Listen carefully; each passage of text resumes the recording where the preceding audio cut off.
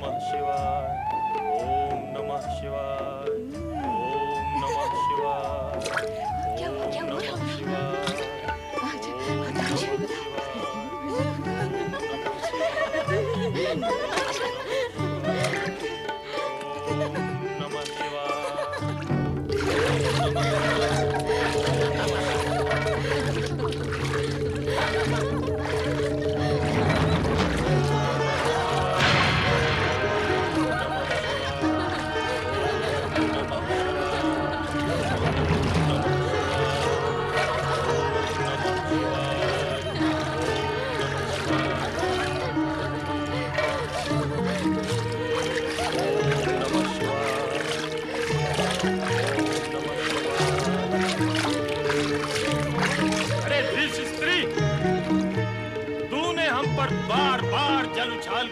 हमारा अपमान किया है, उपहास किया है हमारा, हमने सहन किया, फिर भी तेरी बुद्धि ने तेरा साथ नहीं दिया, हमारी तपस्या को भंग किया है।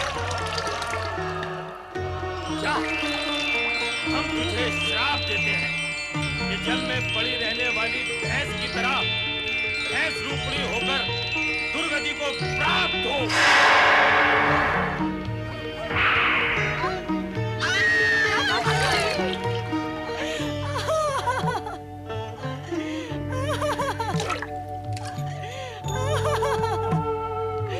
मुझे क्षमा करे ऋषिवर, मुझे क्षमा करे ऋषिवर। मैं आपको हानि पहुंचाना नहीं चाहती थी, मैं तो केवल विनोद कर रही थी। विनोद? हमसे विनोद? कौन है रे तू हमसे विनोद करने वाली? अपनी आयु देख, हमारी आयु देख, अपना जीवन देख, हमारा जीवन देख। तूने धृष्टता कैसे की हमारे साथ विनोद करने की?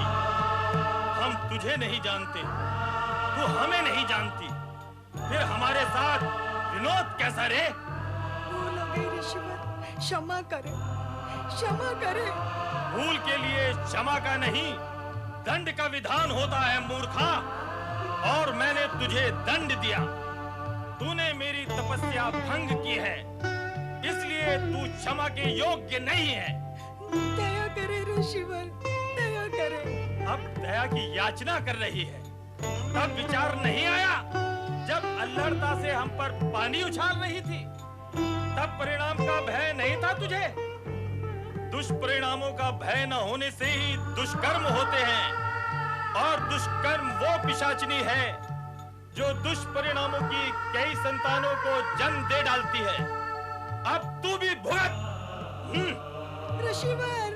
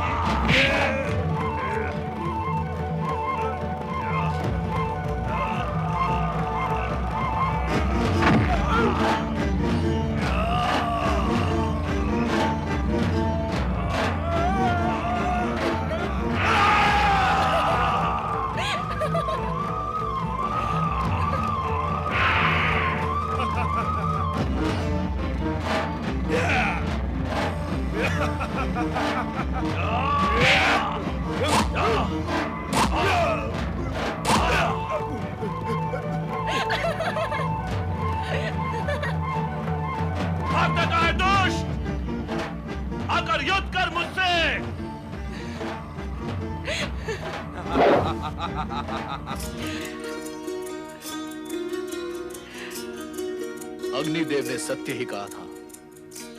आपने तो मेरे हृदय पर विजय प्राप्त कर ली। यही है जो मेरे पुत्र की माता बनेगी। यदि आप मेरे जीवन साथी हो,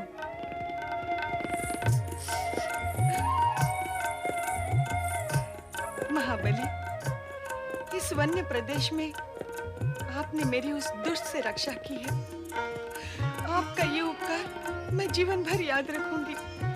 सत्य तो ये है कि ये मेरी तपस्या तुम्हें मेरे पास ले आई है, किंतु तुम्हारे सिर पे ये सिंह कैसे? ऋषि के शाप के कारण मेरी ये दशा हुई। मैं यहाँ के राजा पृथ्वीसेन की पुत्री राजकुमारी श्यामला हूँ। तो श्यामला, क्या तुम मेरे पुत्रों की माता बनोगी? महाबली होते हुए भी आप तपस्वी हैं। क्या आप अपनी तपस्या के बल और प्रभाव से मेरा पूरा रूप फिर से लौटा सकते हैं?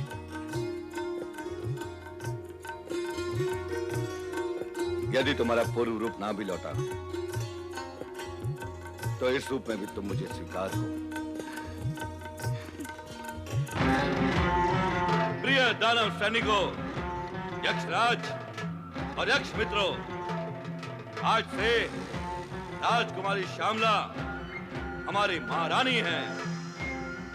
ये हमारे पुत्र दानव राजकुमार की माता बनेगी और दानवों की वंश वृद्धि में ये सहायक होगी। दानव राज रंभ की जय, दानव महारानी श्यामला की जय।